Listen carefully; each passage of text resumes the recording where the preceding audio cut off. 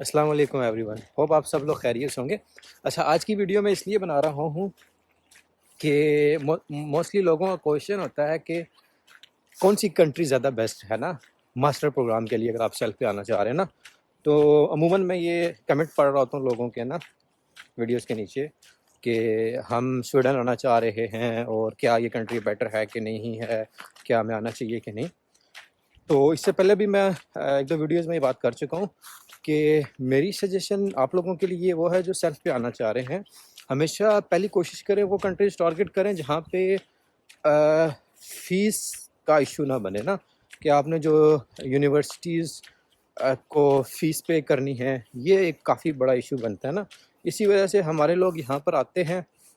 मैंने बहुत सारे लोग देखे स्वीडन में होके और डिफरेंट कंट्रीज़ में आते हैं, फिर वो स्टडी छोड़ देते हैं ना, क्योंकि ऑब्वियसली आप लोग फ़ीसें पूरी कर नहीं पा रहे होते। तो जिसकी वजह से ये होता है कि ये लोग ना डिफरेंट यूरोप के अंदर आते हैं तो वो डिफरेंट कंट्रीज मूव करना शुरू कर लेते हैं, या फिर अपनी स्टडी क्विट कर देते हैं। जिसका सबसे बड़ा नुकसान ये होता है कि आप अगर अपनी स्टडी क्विट करेंगे तो आपका जो वर्क परमिट हो, स्टडी परमिट होगा, जिसकी बेस पर आप आए हैं, वो 1 साल का वैलिड हो, उसके बाद ख़त्म हो जाएगा। नेक्स्ट ये लोग आपको नया परमिट देंगे नहीं, जिसकी वजह से आप लोग वो ना काफ़ी स्टक हो जाओगे, आप ट्रैवल नहीं कर पाओगे, ये तमाम चीज़ें इशू आती हैं। या फिर एक नॉर्मल सी चीज़ है, ऑब्वियसली जब आप लोग स्टडी क्विट कर दोगे तो मुझे ये बताएं कि आप में और जो एक पर्सन होता है जो कह लो कि ना इलीगली आता है, उसमें फिर डिफरेंस कोई नहीं रहेगा ना, कि उसने भी अगर आना है, उसने भी ऑड जॉब्स करनी है और आपने भी फिर ऑड जॉब्स की तरफ निकल जाना है। मतलब स्टडी, ऑब्वियसली स्टडी के दौरान सपोर्ट करना चाहिए, मैं इस चीज़ को बुरा नहीं समझता, ये अच्छी चीज़ है कि जो आता है स्टडी के दौरान, ठीक है, और जॉब्स करते हो, फूड डिलीवरीज करते हो, एक अच्छी चीज़ है।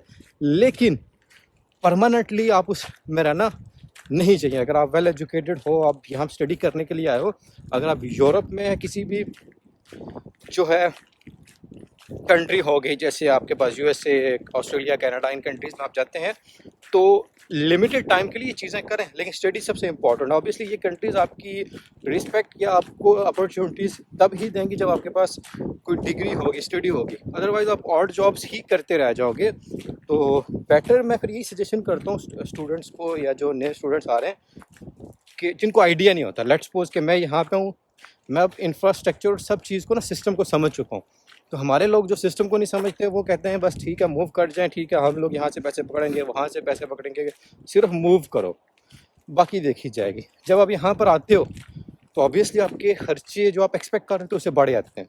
आपने जो फीस पे की होती है, फिर यहाँ आते हो, आप करेंसी की फ्लक्चुएशन भी देख लो, हमारी कंट्री की वो भी बहुत ज़्यादा हो रही है, तो उसकी वजह से बहुत मुश्किल हो जाता है। आप डिप्रेशन में ऑब्वियसली जाते हो, फिर आपको बड़ी मुश्किल से, आपका लिविंग स्टाइल भी बड़ा डिफरेंट हो जाता है, चेंज हो जाता है। तो बहुत बहुत सारे फैक्टर आपको इफेक्ट करते हैं। तो मैं लोगों से यही अमूमन कहता हूँ, पहले टारगेट करो ऐसी कंट्रीज जहाँ तो फीस ना हो या फीस कम हो। यूरोप के अंदर अगर देखा जाए तो जहाँ तक मेरा अभी भी नॉलेज है, कंसर्न है, कि जर्मनी हो गई, नॉर्वे का था लेकिन सुना है नॉर्वे ने ख़त्म कर दिया। जर्मनी में एजुकेशन फ्री है। जर्मनी इज़ बेस्ट कंट्री है एजुकेशन के पॉइंट ऑफ व्यू से ना। अगर आप जो इम्पोर्टेंट चीज़ है, ऑब्वियसली सबसे इजी वीज़ा आजकल स्टडी के अंदर ही लगता है ना। बाकी आप जॉब पे आओ तो वो काफ़ी मुश्किल से मिलता है। स्टडी वीज़ा इजीली मिल जाता है as compare to other visas ना। तो स्टडी वीज़ा के अंदर मैं हर एक को ये रिकमेंड करता हूँ, हमेशा वो एक कंट्री टारगेट करो जहाँ पर आपकी फीस ना हो, अगर आप सेल्फ पे आना चाह रहे हो। बाकी जैसे स्वीडन हो गया, यहाँ पर आप आओगे तो आपके लिए ना काफ़ी मुश्किल ये है कि आपको फ़ीस पे करनी पड़ेगी, वो मैनेज करना बहुत मुश्किल हो जाता है। लेकिन हाँ, जिनके पास अगर सही पैसा है, इन द सेंस के हैं आपके पास, आप फाइनेंशियली अपने आप को सपोर्ट कर सकते हो, आपको कोई इशू नहीं है, तो फिर तो ऑब्वियसली स्वीडन आ जाओ। लेकिन आपके पास फाइनेंशियली सपोर्ट नहीं है, आप वक्ती तौर पे कहीं से लोन लेकर आ रहे हो, फिर आप आगे स्टक हो जाओगे। आपके लिए यहाँ पर यूँ समझ लो कि 4-5 साल तो आप अपने आप को बैलेंस करने में आपको लग जाएगा, आप स्टेबल होना। तो ये चीज़, ये फैक्टर होता है इम्पोर्टेंटली जो ना स्टूडेंट्स इस चीज़ को समझ नहीं रहे होते ना। अगर आप इसका कंक्लूजन अगर मुझसे पूछें ना, तो मैं आपको पर्सनली अगर सजेशन दूँ ना, पहले आप टारगेट करें उन कंट्रीज़ को कि जहाँ पर ना, जिन कंट्रीज़ का मैंने अभी थोड़ी देर पहले बात की है, अगर वहाँ नहीं होता सेकंड ऑप्शन रखें। लेट्स सपोज मुझे पता है जहाँ फीसिस नहीं होंगी वहाँ पर कंपटीशन बहुत ज़्यादा होता है। हर बंदे की कोशिश होती है कि भाई मैं इस कंट्री को टारगेट करूँ, यहाँ मुझे जो है ना फाइनेंशियली या मुझे यूनिवर्सिटी की फ़ीस नहीं पे करनी पड़ेगी, मेरी जो है ना पैसे बच जाएंगे, या मेरी जो है ना इतनी ज़्यादा अमाउंट नहीं जाएगी ना, फाइनेंशियली मैं जो है ना स्टेबल रहूँगा।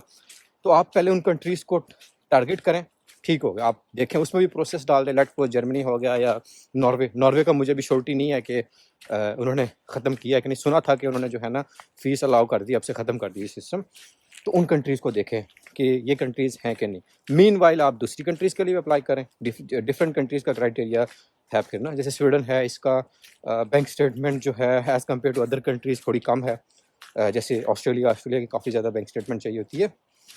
तो फिर यह है कि ऑस्ट्रेलिया में फिर यह है कि वहाँ पर आपके ना और जॉब में आप इजीली पैसे ज़्यादा कमा सकते हैं ना, एज़ कम्पेयर टू स्वीडन। क्यों? क्योंकि स्वीडन का जो सिस्टम है ना ये काफ़ी डिफरेंट है।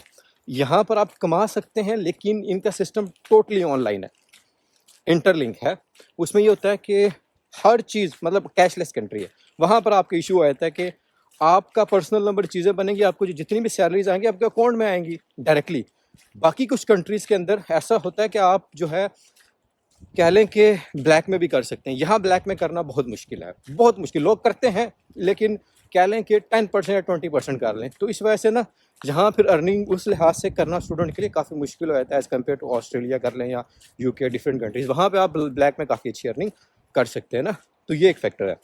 तो लास्ट में फिर मेरी यही सजेशन है उन स्टूडेंट के लिए जो सेल्फ कराना चाह रहे हैं कि पहले आप टारगेट करें उन कंट्रीज़ को जहाँ पर आपको फ़ीस ना देनी पड़े। मीनवाइल दूसरा ऑप्शन ये रखें। ऑब्वियसली ये हकीकत है कि मतलब आप उसके लिए फ़ोकस करते रहे और वहाँ आपका एडमिशन ही ना हो, वहाँ आपको जो है मिले ही ना एडमिशन, आपका वीज़ा ना लगे, कोई भी इशू आ सकता है।